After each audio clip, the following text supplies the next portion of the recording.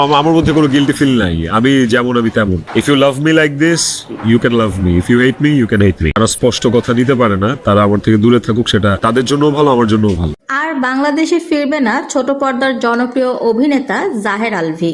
এবার নতুন সিদ্ধান্ত নিয়েছেন আলভী। ইকরার মৃত্যুর 3 দিন হয়ে গেলেও এখনো দেশে ফেরেননি জাহের আলভী। তবে এবার জানা গেছে নতুন তথ্য, আলভী নাকি আর বাংলাদেশে ফিরতে চান না। তাকে ইকরার মৃত্যুর প্রধান আসামি করা হয়েছে। দেশে ফিরলেই কারাবন্দী হবেন আলভী। এ কারণেই এখন আর দেশে ফিরতে চান না আলভী।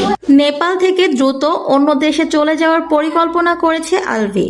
এ কারণেই ইকরার মৃত্যুর 3 দিন হয়ে গেলেও আলভী দেশে ফিরছেন না। যে নাটকের শুটিং এর জন্য নেপালে গিয়েছিল আলভী, সেই শুটিং আরো 2 দিন আগেই শেষ হয়ে গিয়েছে। বাংলাদেশে চলে আসার জন্য সবাই আলভীকে রিকোয়েস্ট করেছিল, কিন্তু তারপরও আলভী টিকিট কাটেনি ইচ্ছাকৃতভাবে। টিকিট না কেটেই সে ইচ্ছাকৃতভাবে নেপালে থেকে যায়। আলভীর জন্য ইকরার লাশ বিকেল 5টা পর্যন্ত রাখা হয়। 4 ঘন্টা লাশ দাফনে দেরি করা হয় আলভীর জন্য। কিন্তু ইকরাকে শেষ বিদায় দিতে আসেনি আলভী।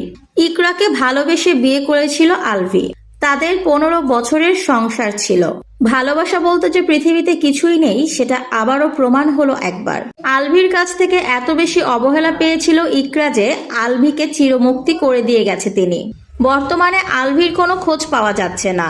নেপালে শুটিং এর ইউনিট ছেড়ে বের হয়ে আলাদা হয়ে গেছেন আলভী। অন্য দেশে যাওয়ার প্রস্তুতি নিচ্ছেন তিনি। আর দেশে ফিরবেন না আলভী। আলভী সংসার জীবনের শুরু থেকেই একাধিক নারীর সঙ্গে পরকীয়ার সম্পর্কে জড়িয়ে পড়েন। তবে ইকরা এত বছর সবকিছুই সহ্য করেছিলেন।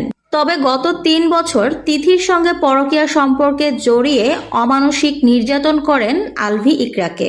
এত অত্যাচার সহ্য করতে না পেরে ইকরা আলাদা একটা রুম নিয়ে থাকতে চেয়েছিলেন, কিন্তু শেষ পর্যন্ত সেটা আর করতে পারেনি ইকরা। তো ভিউয়ার্স, এই বিষয়ে আপনাদের কোনো মন্তব্য থাকলে কমেন্ট বক্সে জানিয়ে যাবেন।